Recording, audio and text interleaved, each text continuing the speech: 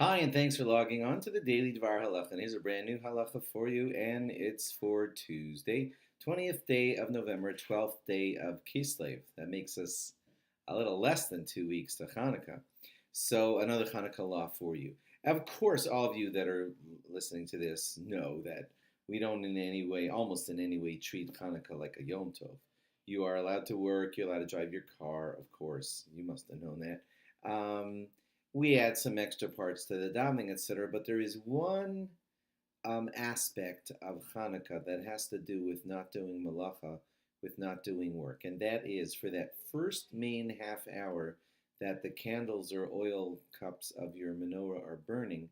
During that main first half hour, we want to signify that these candles are holy and that they're not allowed for private use. So that you're not allowed to light your cigarette from them. You're not allowed to read by the light of a Hanukkah menorah. It's just meant for holy use. Haneros Halalu Kodesh. You probably recognize that from Haneros Halalu when singing the song. These candles are holy, and we remind ourselves of their holiness by having some people not do any work during the first half hour of burning of the candles. Now, ladies were selected for that honor. The reason that ladies were selected for that honor was because of the daughter of Yochanan Kohain Ga.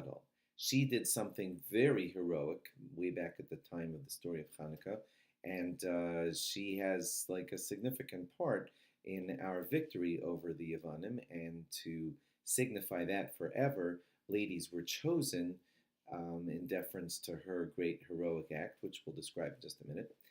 So, in deference to that, ladies are given the honor of not working during the half hour that the candles are beginning to burn to signify her great role in the conquest. Now, her great role was this.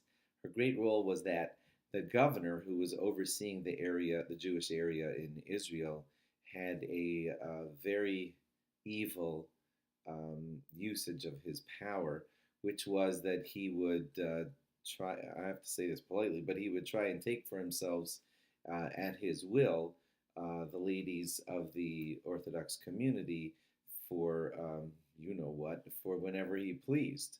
And that was a very dishonorable thing, and it had to be put to a stop. But he was in a very powerful position and just utilized his power in this grotesque way. So there was this night when he had taken the daughter of Yochanan Kohen Gadol to himself, and he wanted to sin with her. And she was very smart in how to deal with him, and fed him some cheese first as a kind of, I don't know, preamble. And so she fed him some cheese, and then he got thirsty, and she asked him if he'd like some wine to make him unthirsty from the cheese. And he liked the wine that she gave him, and he drank too much of it, and then she gave him some more, and she got him all drunk. And then when he was all drunk, and fell asleep from it, she cut his head off. I'm not exaggerating. She literally cut his head off. And when the Jews were able to display the head of the governor chopped off in front of all the soldiers, it made them very scared and everything, and they ran away afraid. And that helped in the conquest of the Hashmonaim over the Syrian Greeks, over the Yevanim. So it was a very brave, heroic act that she did. And because of it, we honor her by having ladies not work for the first half hour while the candles are burning on Hanukkah. Now, it's not a strict prohibition, so it wouldn't be considered a sin, literally, if you worked in, but it's like a freedom and an honor given to ladies to not work during that first half hour that the candles are burning. Thanks for logging on. Log on again tomorrow for more. Bye-bye.